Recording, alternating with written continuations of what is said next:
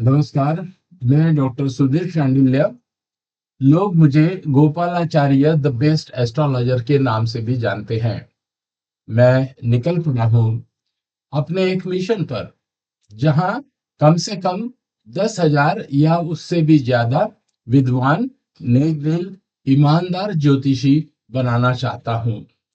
और आज इसी क्रम में हम ग्रहों के बारे में कुछ अन्य जानकारी लेंगे, जैसे ग्रहों की नैसर्गिक मैत्री एवं शत्रुता, ग्रहों का स्वभाव, परिवार से संबंध, ग्रह का वर्गीकरण, शुभ ग्रह, पाप ग्रह, क्रूर ग्रह इत्यादि, ग्रहों की शांति हेतु दान किए जाने वाले वस्तुएं, दिन में ग्रहों का समय, ग्रहों की उच्च नीच मूल त्रिकोण राशियां, अंशानुसार ग्रहों की अवस्थाएं, ग्रहों की गति, मार्गी तथा वक्री ग्रह, उदय व अस्त ग्रह इत्यादि संबंधी आज हम बात करेंगे।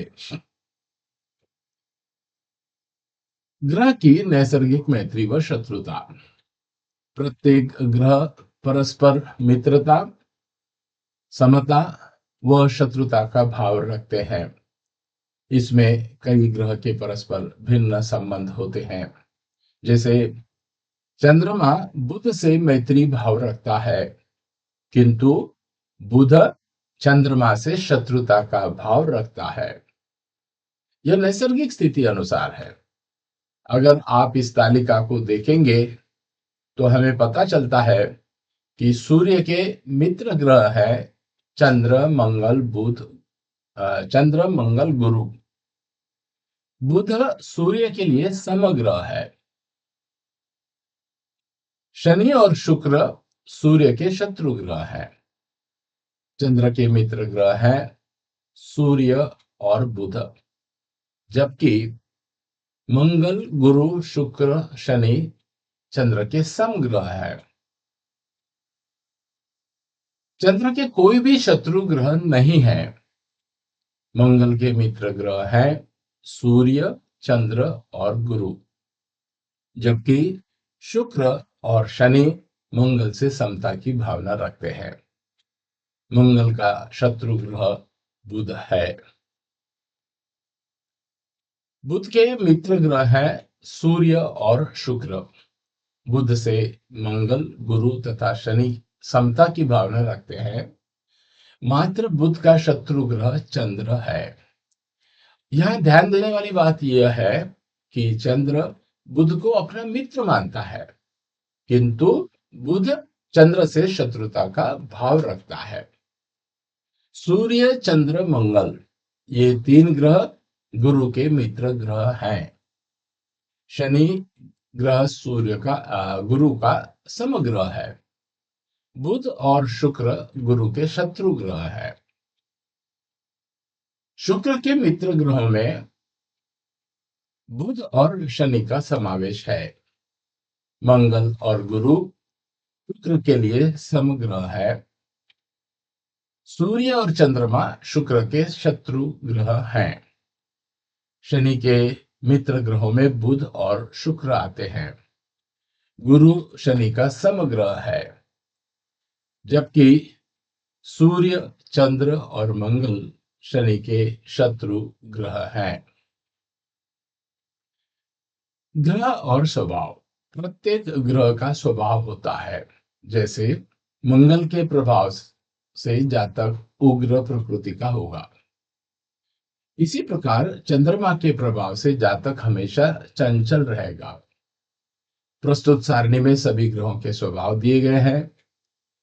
सूर्य स्थिर स्वभाव का, चंद्रमा चंचल, मंगल उग्र, बुध मिश्र स्वभाव का होता है, गुरु सौम्य, शुक्र मृदु, शनि दारुण या तामसी स्वभाव के ग्रह है, राहु क्रूर तथा केतु तीव्र स्वभाव का ग्रह है।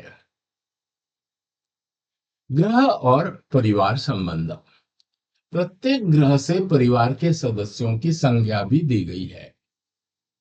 जब किसी जातक की जन्म पत्रिका में किसी व्यक्ति विशेष की स्थिति के बारे में जानना चाहता है, फलादेश करना हो, तो उस ग्रह को भी हमें देखना होगा। जैसे पिता के बारे में फलादेश करने के लिए सूर्य की स्थिति को भी देखना चाहिए। संलग्न तालिका देखें। सूर्य से पिता, चंद्र से माता, मंगल से भाई, बुध से संतान, गुरु से आध्यात्मिक गुरु, शुक्र से भौतिक शिक्षक, शनि से नौकर तथा राहु केतु से शत्रु देखा जाता है। शुभ पाप क्रूर ग्रह। हर ग्रह शुभ या पाप ग्रह कहलाता है। शुभ ग्रह जन्म पत्रिका में शुभ स्थान पर यानी केंद्र त्रिकोण स्थान पर स्थित होने से शुभ फल देते हैं, जबकि पाप ग्रह जन्म पत्रिका में अशुभ स्थानों पर जैसे 6, 8, 12, 3, 11 इन भावों में विशेष फल देते हैं। इसलिए ग्रहों के शुभत्व एवं पापत्व का ज्ञान अति आवश्यक है। यह नैसर्गिक आधार है, जैसा कि हम इस तालिका में देख सकते हैं। सूर्य और मंगल क्रूर ग्रह है, गुरु और शुक्र दोनों शुभ ग्रह हैं। शनि, राहु, केतु यह 3 पापी ग्रह है, जबकि चंद्रमा यदि क्षीण हो तो पापी और बलि हो तो शुभ होता है।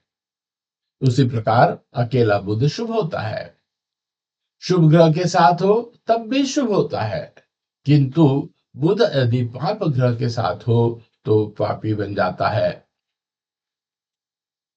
ग्रह और दान, अनाज आदि, इस सारणी को ध्यान से देखें। सूर्य के लिए गेहूं का दान दिया जाता है, चंद्र के लिए चावल, मंगल के लिए मसूर, बुध के लिए हरी मूंग, गुरु के लिए चने की पीली दाल दान की जाती है।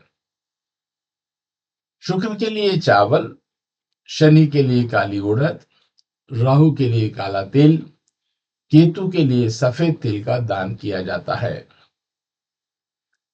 ग्रह और समय। प्रत्येक ग्रह का एक निश्चित समय पर अधिक प्रभाव रहता है। इसे हमने इस तालिका में दर्शाया है। सूर्य और मंगल दोपहर को अधिक प्रभावी रहते हैं। चंद्र और शुक्र अपराह्न यानी सायंकाल को प्रभावी रहते हैं। बुध और गुरु पूर्वाह्न यानी सुबह को अधिक प्रभावी होते हैं। शनि संध्या को, राहु रात्रि संध्या में तथा केतु सुबह की संध्या के समय अधिक प्रभावी होते हैं। ग्रहों की उच्च नीच मूल त्रिकोण राशियां। हर ग्रह का अपना एक विशेष स्थान होता है जहां वह अत्यधिक शक्तिशाली होता है। इस अवस्था में ग्रह को उच्चता प्राप्त होती है, इसलिए वह उच्च का कहलाता है। इसके अलावा प्रत्येक ग्रह का उच्च से कुछ कम किंतु बल प्रदान करने वाला स्थान भी होता है, जिसे हम मूल त्रिकोण कहते हैं। मूल त्रिकोण के बाद ग्रह का स्व राशि या स्व क्षेत्र में भी रहने से उसे बल प्राप्त होता है। यह मूल त्रिकोण से कुछ कम रहता है। स्व राशि से कुछ कम बलवान स्थान मित्र राशि में होता है। उसके बाद सम राशि में ग्रह को आंशिक बल ही प्राप्त होता है। शत्रु राशि में ग्रह का बल कम होते हुए वह अशुभ फल देने लगता है। नीच राशि में ग्रह सबसे कमजोर होता है एवं नीचता का फल देता है। उच्च राशि में भी श्रेष्ठ स्थान पर परम उच्च का होता है और नीच से भी नीचा स्थान परम नीच का होता है। इस प्रकार बल के घटते क्रम से परम उच्च, उच्च, मूल त्रिकोण राशि, स्व राशि, मित्र राशि, सम राशि, शत्रु राशि, नीच राशि, परम नीच राशि ऐसी होगी। इस तालिका में हमने सूर्य से लेकर शनि तक सातों ग्रहों की उच्च, मूल त्रिकोण तथा नीच राशियों के बारे में लिखा है। इन राशियों के कितने अंशों पर उच्चता, नीचता तथा मूल त्रिकोण राशि बनती है उसे भी दर्शाया गया है। ध्यान से इसे देखें। इस तालिका में हम सूर्य से लेकर शनि तक सातों ग्रहों की उच्च, मूल त्रिकोण राशियां तथा नीच राशियों के बारे में जान सकते हैं। जैसे कि सूर्य की उच्च राशि मेष, नीच राशि है तुला, मूल त्रिकोण राशि है सिंह तथा स्व राशि भी सिंह है। उसी प्रकार चंद्र की उच्च राशि है वृषभ, नीच राशि है वृश्चिक, मूल त्रिकोण राशि है वृषभ तथा स्व राशि है कर्क। मंगल की उच्च राशि है मकर, नीच राशि है कर्क, मूल त्रिकोण राशि है मेष और स्व राशियां है मेष और वृश्चिक। बुध की उच्च एवं मूल त्रिकोण राशि है कन्या, नीच राशि है मीन, स्व राशियां है मिथुन और कन्या। गुरु की उच्च राशि है कर्क, नीच राशि है मकर, मूल त्रिकोण राशि है धनु और स्व राशियां है धनु और मीन। शुक्र की उच्च राशि है मीन, नीच राशि है कन्या, स्व राशियां है वृषभ और तुला। शनि की उच्च राशि है तुला, नीच राशि है मेष, मूल त्रिकोण राशि है कुंभ और स्व राशियां है मकर और कुंभ। हालांकि कुछ शास्त्रकार राहु केतु को राशि चक्र में कोई स्थान नहीं देते, इसलिए हमने इस तालिका में उनके आगे लिखी हुई राशियां लाल अक्षरों में लिखी हुई हैं। ग्रहों की अवस्था है।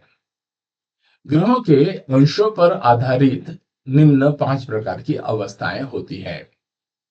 बाल, कुमार, युवा, वृद्ध एवं मृत।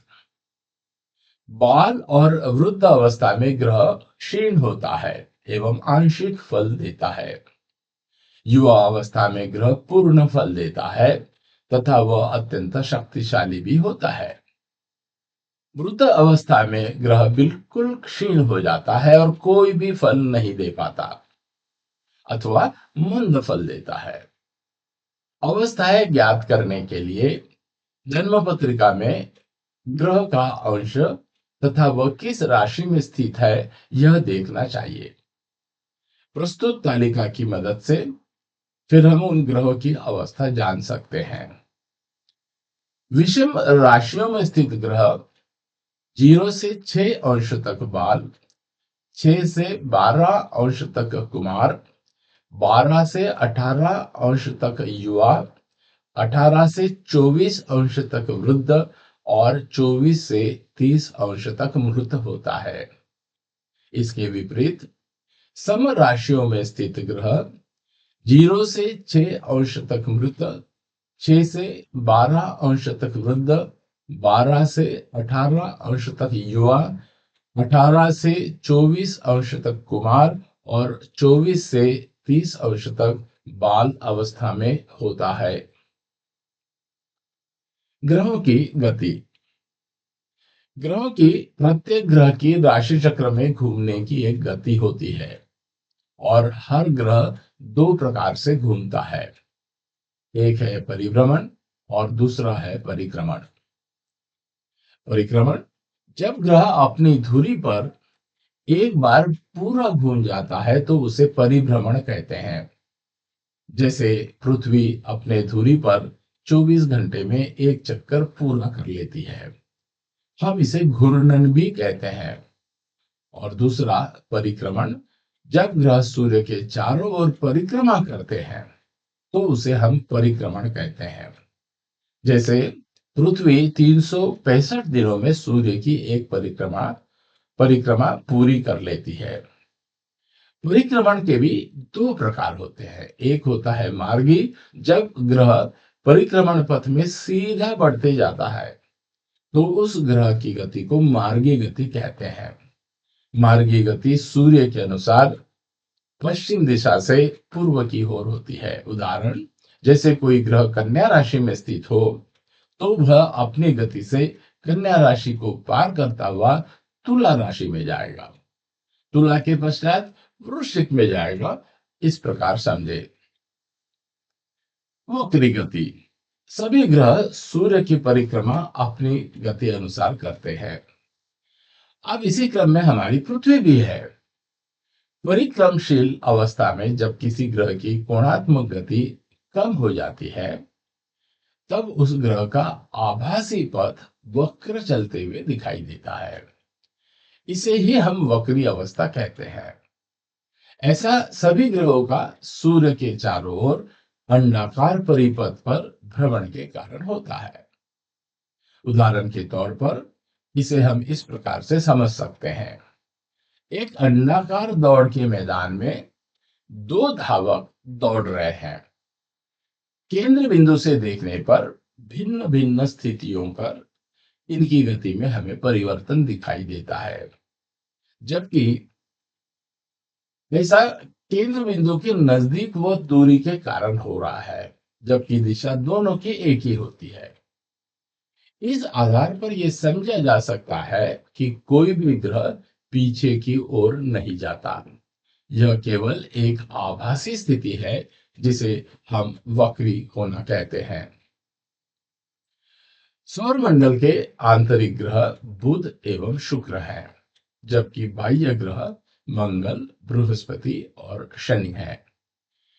इसे पृथ्वी को केंद्र में मानकर यदि समझे, इसका तात्पर्य यह है कि कोई भी ग्रह उल्टा नहीं चलता। ज्योतिषीय आधार पर ग्रह का विपरीत अंश पर चलना वक्री एवं आगे अंशों पर चलना मार्गी कहलाता है। सूर्य और चंद्रमा सदैव मार्गी रहते हैं। राहु और केतु सदैव वक्री रहते हैं, जबकि मंगल, बुध, गुरु, शुक्र और शनि भिन्न भिन्न स्थितियों में वक्री एवं मार्गी होते रहते हैं। प्रत्येक ग्रह की सूर्य की परिक्रमा प्रत्येक ग्रह करता है। सूर्य के चारों ओर ग्रह की परिक्रमा करने का मार्ग अंडाकार है और प्रत्येक ग्रह की परिक्रमा की परिधि व उस मार्ग पर चलने की गति भिन्न होती है। जो ग्रह सूर्य के निकट होते हैं उनको सूर्य के परिक्रमा करने में कम समय लगता है और जो ग्रह सूर्य से दूर होते हैं उन्हें अधिक समय लगता है। ग्रह राशि चक्र में परिक्रमा करते हुए विभिन्न राशियों में से होकर जाते हैं।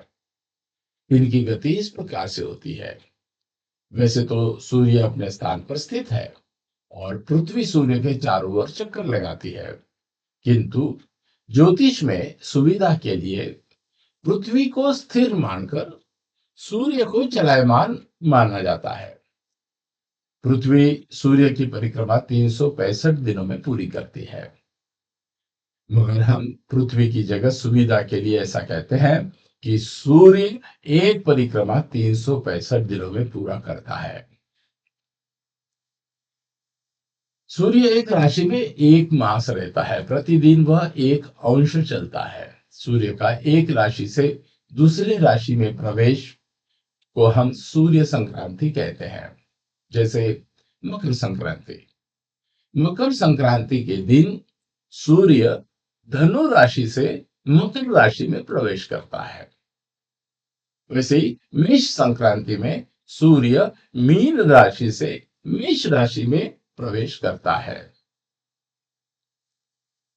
चंद्रमा सबसे तेज चलने वाला ग्रह है। एक राशि चंद्रमा 2.25 दिन में पार करता है। मंगल एक राशि को 1.5 महीने में पार करता है। मंगल को सूर्य की एक परिक्रमा में 18 महीने लगते हैं।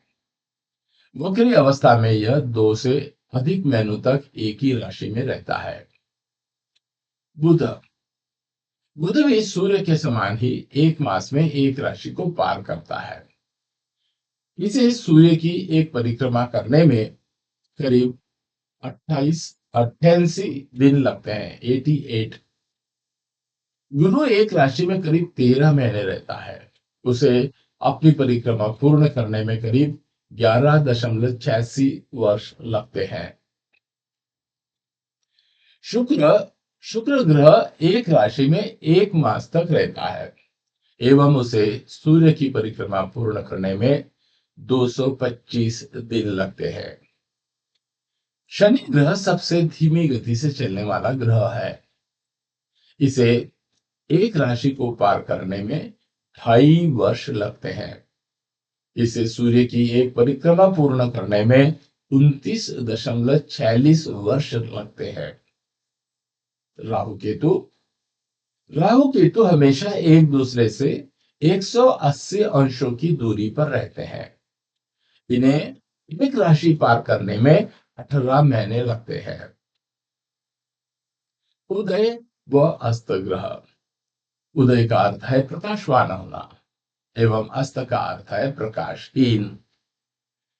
ग्रह उदय एवं अस्त होते रहते हैं और इनके कारण है सूर्य के समीप आ जाने से। जब कोई ग्रह सूर्य के समीप आ जाता है तो वह दिखाई नहीं देता। इस अस्त स्थिति का कारण सूर्य है। अस्त हो जाने पर प्रभावहीन कहा गया है। प्रस्तुत सारणी को यदि आप ध्यान से देखें, जब भी कोई ग्रह सूर्य से इन अंशों के भीतर आ जाए तो वह अस्त हो जाता है। चंद्र 12 अंशों पर, मंगल 17 अंशों पर, बुध 14 अंशों पर, गुरु 11 अंशों पर, शुक्र 10 अंशों पर, तो शनि 15 अंशों पर अस्त हो जाता है। ग्रह अस्त हो तो बलहीन फल देता है। उदय ग्रह अपने अनुरूप फल देता है। चंद्रमा सूर्य के 12 अंश के भीतर आ जाने से अमावस्या होती है। अमावस्या के समय चंद्रमा शक्तिहीन होता है एवं उसकी कोई किरण नहीं रहती। राहु केतु अस्त नहीं होते, परंतु ये सूर्य के समीप हो तो सूर्य के प्रभाव व शक्ति में बाधा अवश्य डालते हैं। ऐसे समय कहा जाता है कि राहु केतु ने सूर्य को ग्रस लिया। ग्रहों की अस्तावस्था उसी समय मानी जाएगी जब सूर्य जिस राशि में है उसके आसपास वाली राशि में कोई ग्रह हो, तो उसके अस्त होने की संभावना बढ़ जाती है। आज के लिए बस इतना ही। हम अपने अगले वीडियो में ग्रहों के 6 प्रकार के बल, षड्बल के बारे में जानेंगे। इसलिए हमारा अगला वीडियो अवश्य देखें।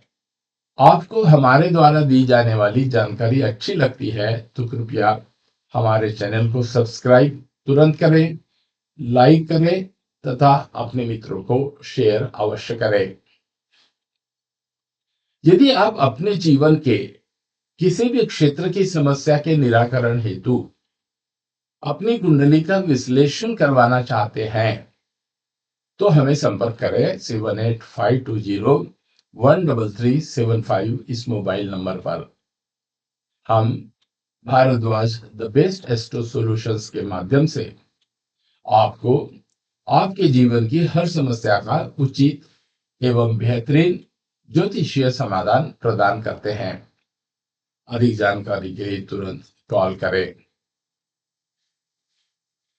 मिलते हैं हमारे अगले वीडियो में। तब तक आप सभी स्वस्थ रहे, मस्त रहे और दिल से सीखते रहे। जय श्री राम।